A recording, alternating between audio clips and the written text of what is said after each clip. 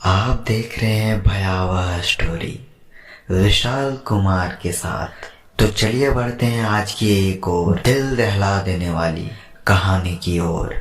मेरा नाम सुजीत है और मैं अपने माता पिता के साथ अलकापुरी में रहता हूँ।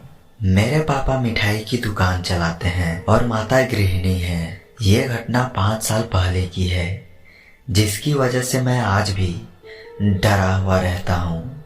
इस घटना को याद करके आज भी मेरे दिल की धड़कनें बढ़ जाती हैं। डर के कारण मेरे हाथ भी कांपने लगते हैं। भूत प्रेत और आत्माओं को मैं बिल्कुल भी नहीं मानता था।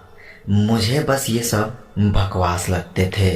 लेकिन इस घटना के बाद अब मैं अंधेरी गली में से भी निकलता हूँ तो मेरे पैर थर थर कांपने लगते हैं। मेरे पापा बहुत ही कड़क स्वभाव के हैं।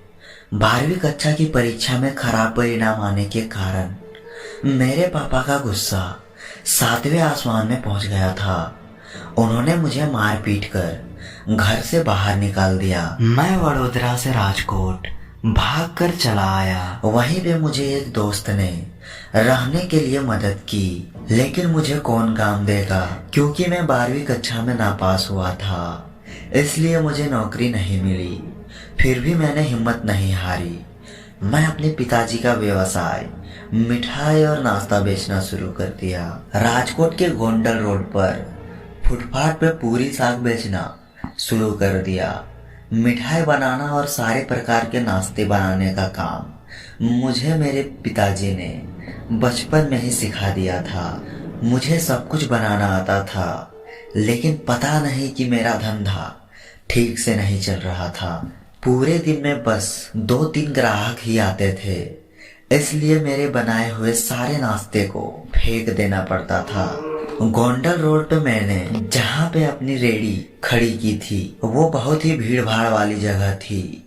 मेरे सामने बाकी रेडियो पर भीड़ लगी हुई रहती थी और मेरा ही काम बंद रहता था। मैंने आखिर 2 महीने भारी नुकसान झेलने के बाद हार मान ली और सब कुछ बेचकर घर वापस जाकर पिताजी के पैर पकड़कर माफी मांग लूंगा, ऐसा सोच लिया।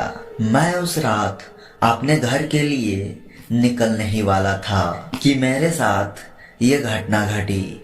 उस दिन दोपहर 12 बजे मेरे डर की घटना की शुरुआत हो चुकी थी। मैं अपनी रेडी के पास खड़ा था।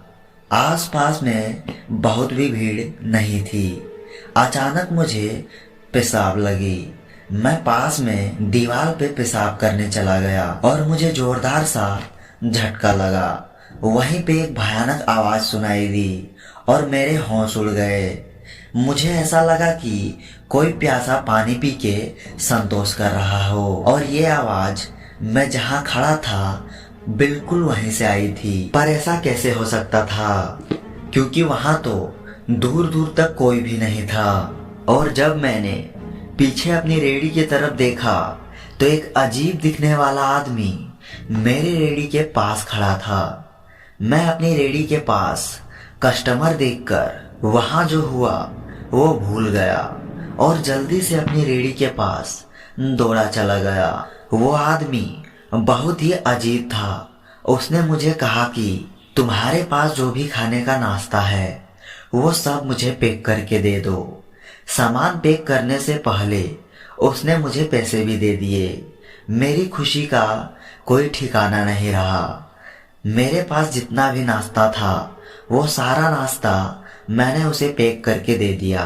उस आदमी ने मेरी सारी मिठाई और नाश्ता सब कुछ खरीद लिया और मुझे ज्यादा पैसा भी दिया। इसलिए मेरी हिम्मत और भी बढ़ गई और मैंने वडोदरा वापस जाना टाल दिया। वो आदमी हर रोज आता और मेरी सारी मिठाई और नाश्ता खरीद लेता। एक बार मैं बाहर घूमने चला गया और उस दिन मेरी रेडी नहीं निकली। दूसरे दिन रेडी लेके मैं काम पे पहुंचा तो वहां वही आदमी मेरे सामने आके खड़ा हो गया और गुस्से से लाल होके मुझे घूरने लगा। उसने मुझे सिर्फ इतना ही कहा कि मैंने तुम्हें तुम्हारी तकलीफ में मदद की और तुमने मुझे कल भूखा रख के ठीक नहीं किया। अब मैं तुम्हें इसका सजा दूंगा। बस इतना ही बोल के वो दीवार के पास खड़ा पत्थर तरफ चला गया जहां मैं पेशाब करने गया था। वहां जाके वो अचानक गायब हो गया। मैं समझ गया कि ये कोई इंसान नहीं बल्कि उसी दीवार तरफ से निकला कोई भूत था। ये सब घटना मेरी आंखों के सामने होता देख मेरे पसीने छूटने लगे। मैंने एक पल भी वहां रुकना सही नहीं समझा और उसी वक्त मैं रेडी वहीं पर खड़ी रखकर राजकोट की टिकट लिए बिना वडोदरा चला आया। पिताजी से माफी भी मांग ली लेकिन वो मेरे पीछे लग चुका था। उसने मुझे मार डालने का ठान लिया था। अब वो मुझे सुबह शाम रात हर टाइम दिखाई देने लगा जैसे वो मुझे खाना मांग रहा हो। मैं हर टाइम उसे अपने सामने देखकर पागल होने लगा। मेरे घर के लोगों ने मेरा बहुत इलाज करवाया लेकिन कोई भी फायदा नहीं हुआ। वो मुझे आज भी दिखाई देता है और जिसके कारण मेरी हालात एक पागल की तरह हो चुकी है और मुझे ये भी नहीं पता कि इस तरह मैं कितने दिन बचने वाला हूँ।